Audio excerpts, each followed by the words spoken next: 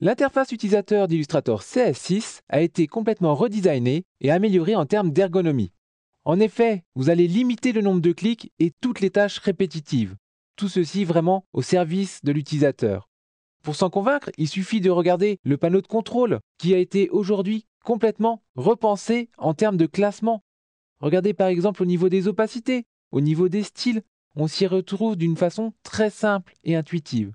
Alors qu'auparavant, il fallait chercher un petit peu les informations. Idem, si on regarde dans le panneau des transformations, on pourra aujourd'hui enfin cliquer sur une mise à l'échelle des contours et des effets, alors qu'auparavant, il fallait rentrer dans les panneaux.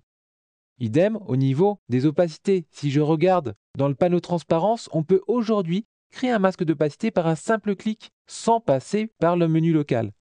On pourra également gagner énormément de temps en venant, comme dans Photoshop, par exemple, faire un double clic pour renommer un CAC, mais également une nuance ou un symbole.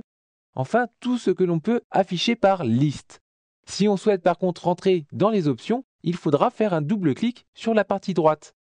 Et ceci répété des centaines de fois, eh bien vous verrez, ça vous fera gagner énormément de temps. Vous remarquerez également le nouveau design, à la fois des icônes, des panneaux, mais également des outils.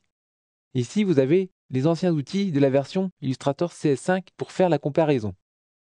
Vous aurez bien entendu remarqué la nouvelle interface sombre, que l'on peut d'ailleurs modifier en termes de clarté et luminosité, soit en faisant un clic droit sur l'un des panneaux, en atteignant ici les préférences d'interface utilisateur, ou bien de façon plus classique en passant par les préférences d'Illustrator. Voilà, comme ceci en venant sur Interface utilisateur. En ouvrant ces préférences, tout d'abord, on va remarquer qu'aujourd'hui, on a accès directement à toutes celles-ci sans avoir à passer par un suivant précédent ou à ouvrir encore une fois un menu. D'ailleurs, en parlant menu, je vais vous faire remarquer qu'on peut les ouvrir aujourd'hui simplement en appuyant sur la touche Espace, comme ceci. Et donc, on va pouvoir découvrir qu'il existe par défaut 4 types de luminosité prédéfinis, de foncé, moyen jusqu'à clair. Sachant que le clair, on va retrouver vraiment la luminosité des versions antérieures. Et puis, si vous voulez agir de façon plus fine, vous aurez le choix ici de tirer ce petit curseur. On remarquera également qu'en dehors du plan de travail, on pourra soit hériter de la luminosité de l'interface, soit rebasculer en du blanc. Nous noterons également que dans tous les panneaux, les boutons Annuler ou OK seront situés toujours au même endroit. Revenons aux outils. Aujourd'hui, donc on peut les détacher, mais aussi les faire basculer, surtout sur l'axe vertical, ou bien encore venir attacher plusieurs groupes d'outils. On pourra même venir éventuellement sortir un panneau et attacher ces outils directement au panneau. Alors là, j'en profite d'être dans le panneau couleurs pour vous montrer également qu'on peut aujourd'hui ouvrir le spectre des couleurs qui vous permettra une sélection nettement plus fine des couleurs. Et on remarquera que les 100 couleurs noires et blancs sont aujourd'hui sorties du spectre. Si d'ailleurs on rebascule en mode avec toutes les options, on remarquera qu'on a également une valeur directement en hexadécimale dans les couleurs RGB. Et si l'on souhaite enregistrer cet espace de travail, comme auparavant on pourra le faire en passant par nouvel espace de travail,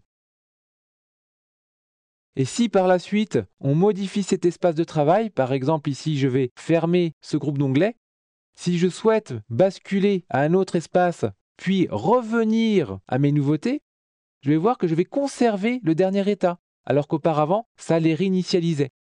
Eh bien aujourd'hui, si on souhaite les réinitialiser, il faudra venir vraiment le demander pour réinitialiser ces nouveautés, comme ceci.